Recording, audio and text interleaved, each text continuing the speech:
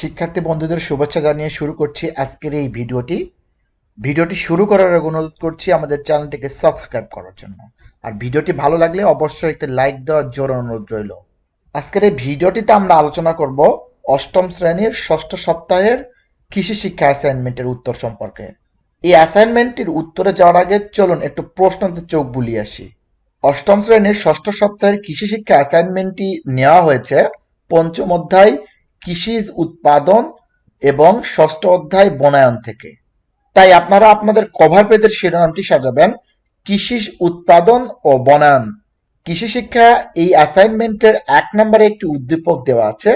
এর মাধ্যমে ক এবং খ নম্বরের প্রশ্নের উত্তর করতে হবে এবং ২ নম্বরে একটি প্রশ্ন দেওয়া আছে, এই প্রশ্নটার ব্যাখ্যা করতে হবে।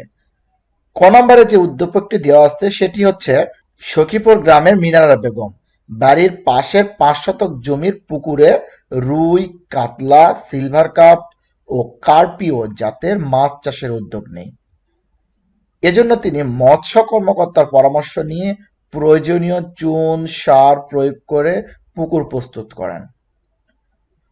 এই উদ্দীপকটির আলোকে ক এবং খ নম্বর প্রশ্নের আনসার করতে হবে। ক নম্বর প্রশ্নে বলা হয়েছে মিনারা বেগম পুকুরে কি পরিমাণ ইউরিয়া সার প্রয়োগ করেছিলেন নির্ণয় করো। অর্থাৎ এখানে মিনারা বেগম এই পুকুরে কি পরিমাণ সার দিয়েছিলেন এটি পাঠ্যপুস্তকের আলোকে এই উদ্দীপকের মাধ্যমে এই প্রশ্নটির আনসার করতে হবে। এবং খ নাম্বার প্রশ্নে দেওয়া হয়েছে মিনারা বেগমের উদ্যোগটি মূল্যায়ন করো। অর্থাৎ সখীপুর গ্রামের মিনারা বেগম যে উদ্যোগটি নিয়েছেন, যে তিনি পুকুরে বিভিন্ন ধরনের মাছ চাষ করার যে উদ্যোগ নিয়েছিলেন, এই উদ্যোগটির কিন্তু মূল্যায়ন করতে হবে। এই উদ্যোগটির মূল্যায়নের মাধ্যমে খ নাম্বার প্রশ্ন কিন্তু হয়ে যাবে। এবং ২ নাম্বার প্রশ্নে বলা হয়েছে পলি ব্যাগের চারা তৈরির সুবিধাজনক কেন ব্যাখ্যা করো।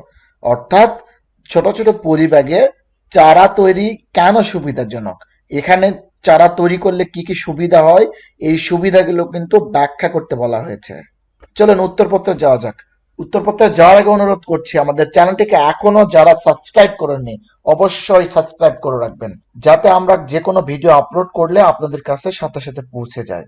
আর একটি ভিডিও মেক করতে অনেক অনেক পরিশ্রম হয়, সেই পরিশ্রমের জায়গা থেকে অনুরোধ করছি আমাদের ভিডিওটি ভালো লাগলে অবশ্যই একটি লাইক প্রদান করবেন।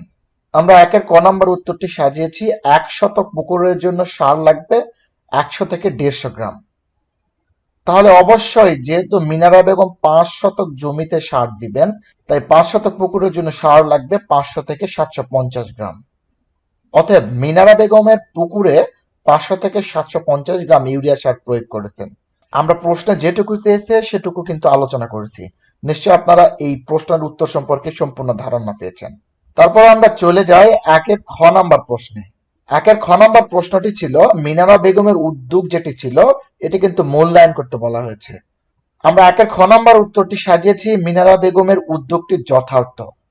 মিনারা বেগম ৫ শতক পুকুরে রুই, কাতলা, সিলভার কাপ ও কার্পিও মাছের চাষের উদ্যোগ নেন।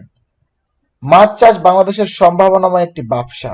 মাছ চাষ করে অনেক লাভবান হওয়া যায়। মাছ চাষ করে পুষ্টির ঘাটতি পরিপূর্ণ করা যায়। অল্প সময়ে অধিক লাভবান হওয়ার অন্যতম পদ্ধতি মাছ চাষ। পুকুরে নিয়মিত চুন, সার, খাদ্য দিলে মাছ অনেক দ্রুত বড় হয়। বাংলাদেশের মানুষকে মাছে ভাতে বাঙালি বলা হয়। আমাদের দেশের মানুষ প্রচুর মাছ খায়, তাই মাছ চাষ বাংলাদেশে একটি সম্ভাবনাময় পেশা। অতএব আমরা বুঝতে পারি যে মিনারা বেগমের উদ্যোগটি যথার্থ হয়েছে। যদি আপনাদের কাছে উত্তরটি বড় মনে হয় তাহলে হয়তো আপনারা এখান থেকে দু একটি ওয়ার্ড বাদ দিয়ে এটাকে সাজাইতে পারেন। আর যদি কারো কাছে এই উত্তরটি ছোট মনে হয় তাহলে আপনাদের ইচ্ছা মতো আরো দু একটি লাইন বাড়িয়ে নেওয়ার চেষ্টা করবেন। তবে আমরা প্রশ্নের আলোকে পর্যাপ্তভাবে এই উত্তরগুলো সাজিয়েছি।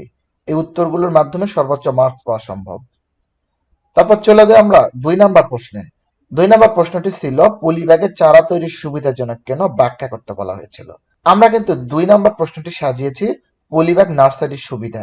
যে নার্সারিতে পলিব্যাগের চারা উৎপাদন করা হয় তাকে পলিব্যাগ নার্সারি বলা হয়। বিভিন্ন ধরনের ফল ও বনজ গাছের চারা উৎপাদনের জন্য সরাসরি বীজ অথবা অঙ্কুরিত, এখানে অঙ্কুরিত বানানটি একটু মিস্টেক আছে, আপনারা ক্লিয়ার করে নেবেন, বীজ পলিব্যাগে বপন করা যায়। পলিব্যাগ নার্সারিতে চারা উৎপাদনের অনেক সুবিধা থাকায় বেশিরভাগ ফলজ ও বনজ চারাই পলিব্যাগে উৎপাদন করা হয়। পলিব্যাগ নার্সারিতে চারা উৎপাদন করার প্রধান সুবিধাগুলো হলো যে কোনো মাপের এবং ঘনত্বের তৈরি করা যায়, মজবুত ও দীর্ঘস্থায়ী, হালকা ও সহজে বহনযোগ্য। পলিব্যাগে উৎপাদিত চারার পরিচর্যা করা সহজ এবং চারার মৃত্যুর হার কম। পলিব্যাগের চারা পরিবহন করা সহজ এবং পরিবহনে চারার কোনো ক্ষতি হয় না।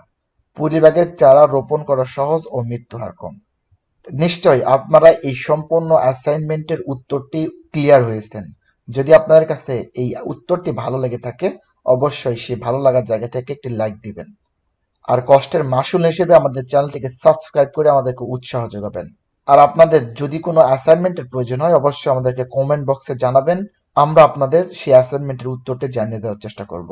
আর আমাদের ভিডিওটি কেমন লাগলো অবশ্যই আমাদেরকে কমেন্ট বক্সে জানিয়ে দিবেন। আর ভিডিওটি অবশ্যই আপনাদের বন্ধুদের সাথে শেয়ার করতে ভুলবেন না। লাইক, কমেন্ট অ্যান্ড শেয়ার করে আমাদের সাথেই থাকবেন। Good bye.